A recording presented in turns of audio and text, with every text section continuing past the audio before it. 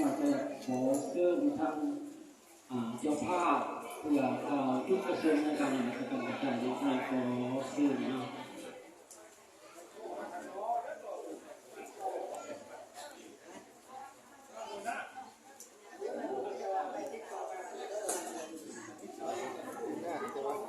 ต้องติดต่อแล้วนะท่าน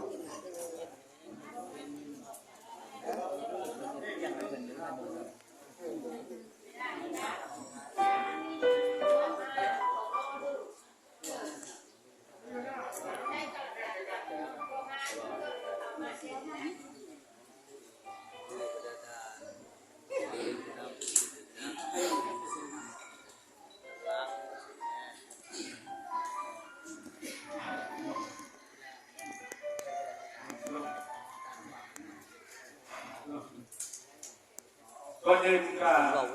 ขอบคุณพระเจ้าหน่อยขอทางถามข่าวพี่น้องทุกท่านอีกเป็นว่าสบายดีพี่น้องทุกท่านที่กระโดดมาแทงทั้งหลายเนาะและก็ซื่นก็นับถือท่านคณะศูนย์ที่จะข่าวประเสริฐเมืองสงขลาที่ปรึกษาศูนย์เมืองและนับถือทางสตรีศูนย์เมืองสงขลาเนาะแล้วก็นับถือทางอาจารย์และศิษย์บาลว่าทางอิจฉาคำแล้วก็ทางอิจฉาพุทธนนใต้แล้วก็พี่น้องที่มาจากอิจฉาโลกสว่างสองข้อนเนาะก็ได้มาหอดต่อถึงแล้วก็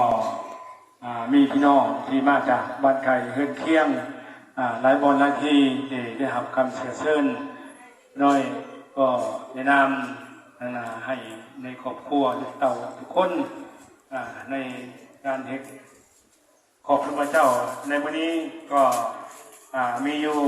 10 หัวครอบครัวเนาะครอบครัวที่หนึ่งก็คือครอบครัวของขน้อยพร้อมด้วยเมียลูกที่สองก็ครอบครัวพ่อนางพีดาวอนพร้อมด้วยเมียลูกครอบครัวที่สามก็คือครอบครัวพ่อนางเบแม่นางเบเนาะพร้อมด้วยเมียลูกที่สี่ครอบครัวพ่อโอบีแม่โอบีเนาะ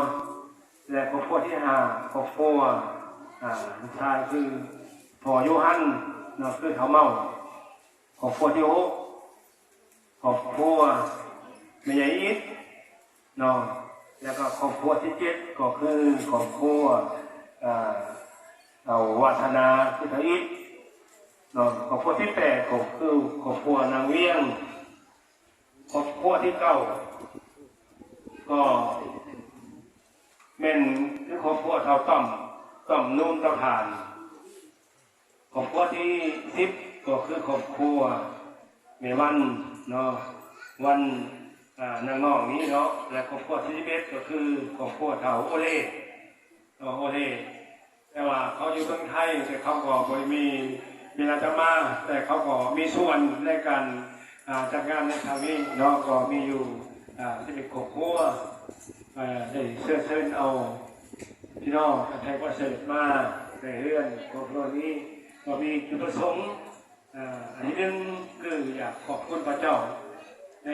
วันพระนั้นเห็นว่าพระเจ้ายังรักษา